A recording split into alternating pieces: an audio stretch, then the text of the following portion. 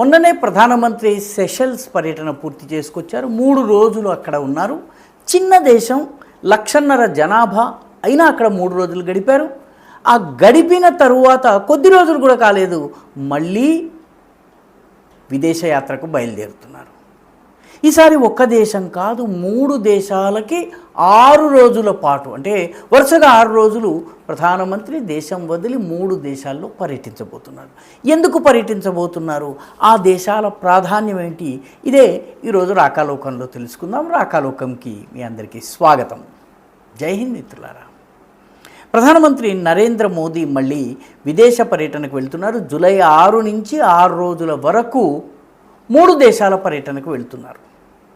ఈ 3 దేశాలు, మొట్టమొదటిది ఇండోనేషియా, అంటే ఆగ్నేయాసియా నుంచి కొంచెం అటువైపు వెళ్ళి పసిఫిక్ మహాసముద్రం, ఇండోనేషియాకి ఇటువైపు హిందూ మహాసముద్రం, అటువైపు పసిఫిక్ సముద్రం, ఈ 2 సముద్రాలు కలిసేటటువంటి దేశము ఇండోనేషియా. అక్కడ ప్రధానమంత్రి మొదట పర్యటిస్తారు. ఆ తరువాత ఇంకొంచెం ముందుకు వెళ్ళి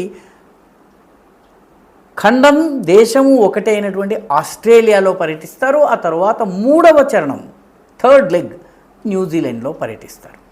ఈ 3 దేశాలని ప్రధానమంత్రి ఎందుకు ఎంచుకున్నారు, దీని వెనకున్నటువంటి కథ ఏమిటి, ఇది తెలుసుకోవాల్సిన అవసరం ఉంది. ఎందుకంటే అంతకుముందు భారతదేశము కేవలము చుట్టూ ఉన్నటువంటి దేశాల గురించి ఆలోచించేది. 15-20 సంవత్సరాల సంకీర్ణ ప్రభుత్వాల యుగంలో మిగతా దేశాల వైపు వెళ్ళడం అనేది అయ్యేది కాదు. పివి నరసింహారావు వచ్చిన తర్వాత నుంచి ప్రపంచంలో వస్తున్నటువంటి మారుతున్నటువంటి అంతర్జాతీయ రాజకీయాల పరిస్థితి దృష్ట్యా వ్యూహాత్మకమైనటువంటి దృష్టికోణంతో ఆయన వివిధ దేశాలకు వెళ్ళారు. ఆఫ్రికన్ దేశాలకు వెళ్ళారు, ఎప్పుడూ పేరు వినని బుర్కినా ఫాసో వంటి దేశాలకు కూడా వెళ్ళారు. పివి నరసింహారావు లుక్ ఈస్ట్ పాలసీకి తెర తీశారంటే అసలు మనం ఇంత మటుకు పశ్చిమ దేశాల గురించి ఎందుకు, తూర్పు వైపున ఉన్నటువంటి దేశాల గురించి కూడా ఆలోచించాలని లుక్ ఈస్ట్ పాలసీని తీసుకొచ్చారు. ఆయన తరువాత లుక్ ఈస్ట్ పాలసీని యాక్ట్ ఈస్ట్, అంటే కేవలం చూడటం మాత్రమే కాదు, తూర్పు వైపు చూడటమే కాదు, తూర్పులో పని చేయాలన్నటువంటి ఆలోచన మోదీ ప్రభుత్వం మొదలుపెట్టింది. 2014 నుంచే ఆగ్నేయాసియా దేశాలకు ప్రాధాన్యమిస్తూ వచ్చింది. ఆగ్నేయాసియా తరువాత పసిఫిక్ ప్రాంతానికి కూడా మోదీ ప్రభుత్వము తన యొక్క దౌత్య కార్యకలాపాలని అంటే ఇదివరకు నుంచి ఉన్నాయి, కానీ మోదీ వాటిని విస్తరించటం మొదలుపెట్టారు. కాబట్టి ఇటు హిందూ మహాసముద్రము, అటు పసిఫిక్ మహాసముద్రం, ఈ రెండిట్లో కూడా భారత ప్రయోజనాలను దృష్టిలో పెట్టుకుని ఇండో పసిఫిక్ పైన ఆయన దృష్టి పెట్టారు. ఇంతకుముందు అనేక ఆసియాన్ దేశాలకు ఆయన వెళ్ళడము, ఆ దేశాధినేతలు మన దేశానికి రావడం, ఇదంతా జరిగింది. ఇప్పుడు ఆయన ఇండోనేషియాకి, ఆస్ట్రేలియాకి, న్యూజిలాండ్కి వెళ్తున్నారు. ఇండోనేషియాకి వెళ్తున్నారు. దీని ప్రాధాన్యం ఏమిటి, ఒక్కసారి మనం గనక ప్రపంచం మ్యాప్ చూస్తే ఇండోనేషియా ఎక్కడుందో చూస్తే ఇండోనేషియా ప్రాధాన్యం అర్థమవుతుంది. 2 మహాసముద్రాలకు సరిహద్దు, ఈ ఒడ్డు హిందూ మహాసముద్రం, ఆ ఒడ్డు పసిఫిక్ మహాసముద్రం ఉన్నటువంటి దేశం ఇండోనేషియా.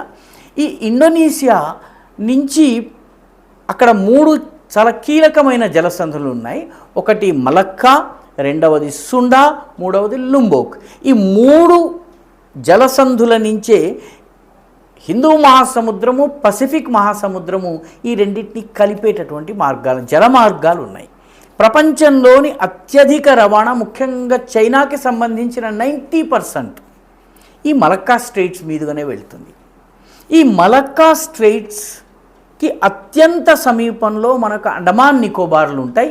ఈ అండమాన్ నికోబార్లో ఇప్పుడు గ్రేటర్ నికోబార్ ప్రాజెక్టుని 80,000 కోట్ల రూపాయలతో ప్రధానమంత్రి మోదీ నాయకత్వంలో చేపట్టడం జరిగింది. అక్కడ మొత్తము ఈ హిందూ మహాసముద్ర సాగర జలాల్లో మలక్కా స్ట్రెయిట్స్ నుంచి వచ్చేటటువంటి నౌకలన్నిటిపైన కూడా దృష్టి పెట్టడానికి వీలుంటుంది. ఆ దృష్ట్యా ఇండోనేషియాతో సత్సంబంధాలు, ఇండోనేషియాతో దౌత్య సంబంధాలు, రక్షణ సంబంధాలు చాలా అవసరము.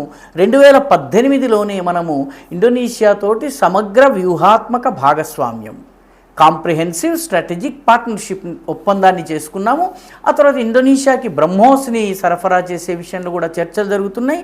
ఈ మలక్కా జలసంధి అదేవిధంగా ఇండోనేషియాతో సైనిక భాగస్వామ్యము, వ్యూహాత్మక భాగస్వామ్యము, దాంతోపాటు మన దేశంలో అత్యంత అవసరమైనటువంటి నికెల్ పుష్కలంగా ఇండోనేషియాలో ఉంది కాబట్టి దాన్ని తీసుకోవడం, ఇండోనేషియా నుంచి మలేషియా తరువాత అత్యధిక పరిమాణంలో మనము పామ్ ఆయిల్ కూడా తీసుకుంటాము.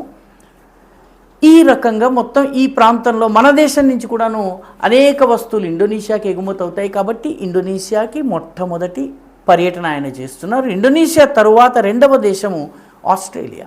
ఆస్ట్రేలియాలో ఆయన ఇండో ఆస్ట్రేలియా యాన్యువల్ సమ్మిట్, భారత ఆస్ట్రేలియా వార్షిక సమావేశం ఏదైతే ఉందో దానిలో పాల్గొనడానికి వెళ్తారు. ఒకసారి ఇక్కడ, ఒకసారి అక్కడ, ఆ రకంగా జరుగుతూ ఉంటాయి.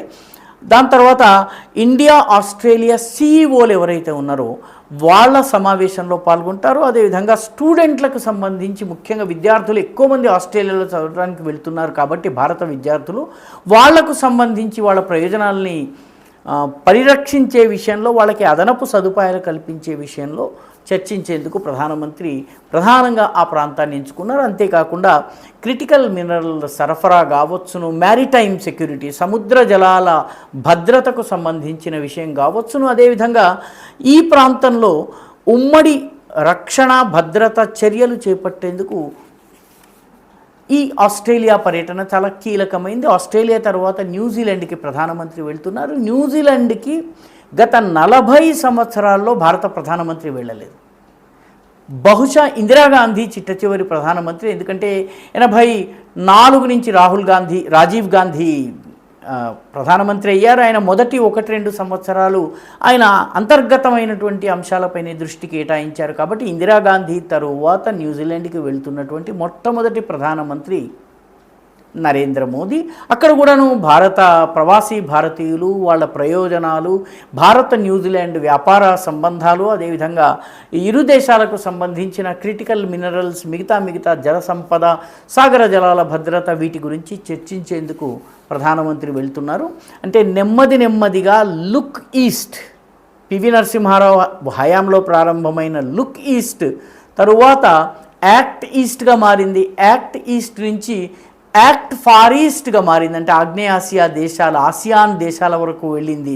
ఆసియాన్ దేశాలతో ఇప్పుడు మంచి భాగస్వామ్యం భారతదేశానికి ఉంది. ఆ తరువాత దక్షిణ ఇండో పసిఫిక్, ఈ ప్రాంతానికి మన యొక్క పరిధిని విస్తరించేటటువంటి ప్రయత్నం జరుగుతుంది. దక్షిణ